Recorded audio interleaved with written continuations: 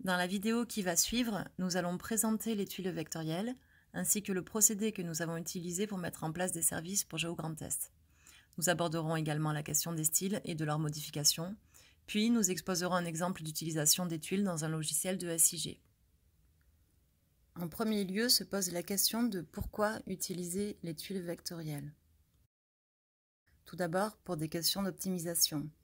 En effet, le format vectoriel est bien plus léger que le format raster, il est donc plus adapté aux contraintes du web.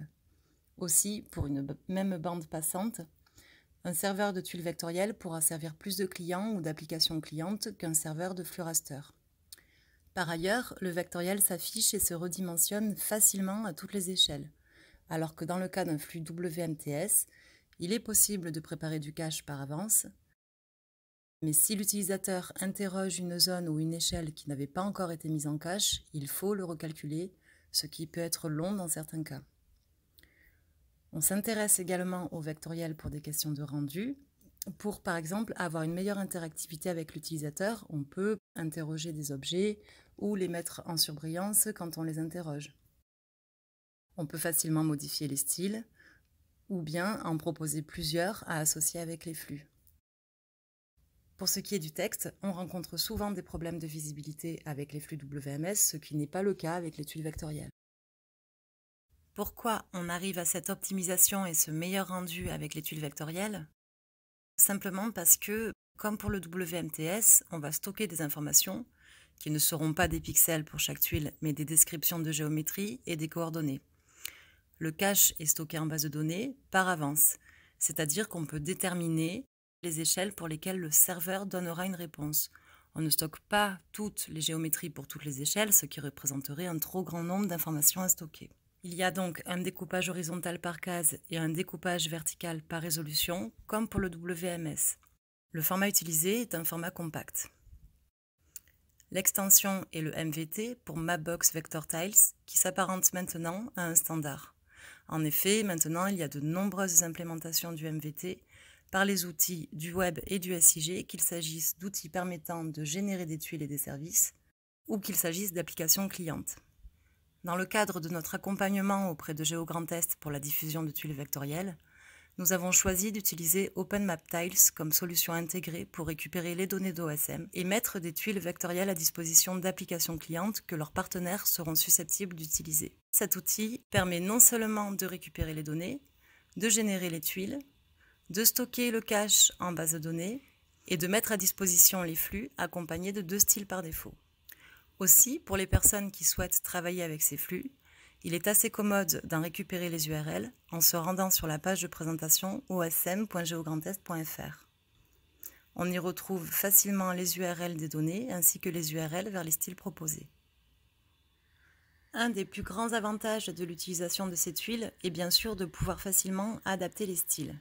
Pour cela, il existe plusieurs méthodes comme l'utilisation de Maputnik, qui est un outil d'édition en ligne dont l'accès est libre et gratuit. Aussi, si une personne, un partenaire ou un groupe de travail souhaite proposer un nouveau style pour répondre à une problématique particulière, il peut utiliser cet outil d'édition, travailler avec, générer un fichier de style, puis se rapprocher de GeoGrandTest pour demander sa publication.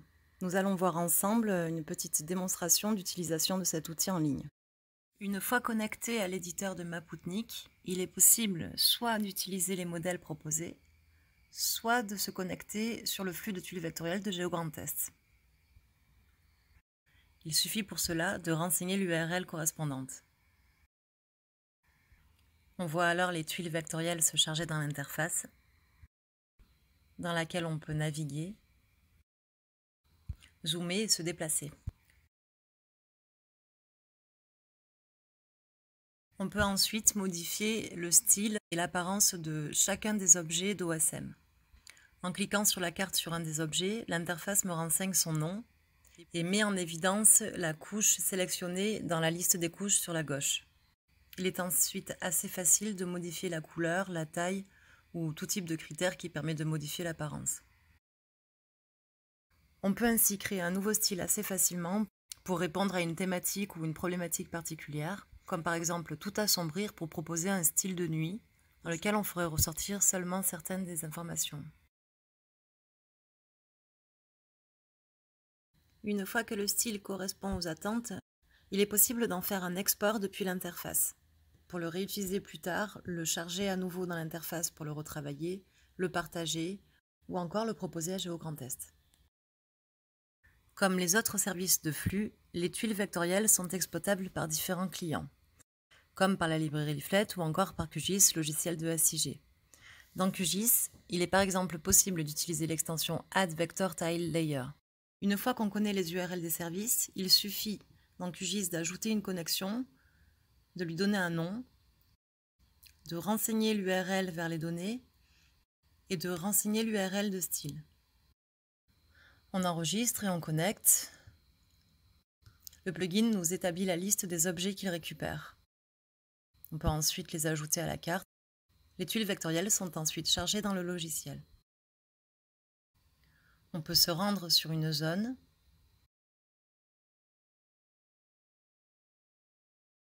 choisir de ne pas afficher certains types d'objets OSM,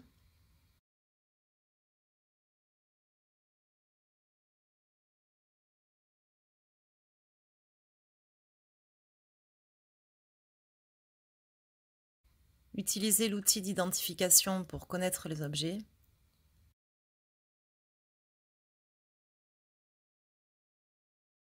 et modifier le style de chacun des objets.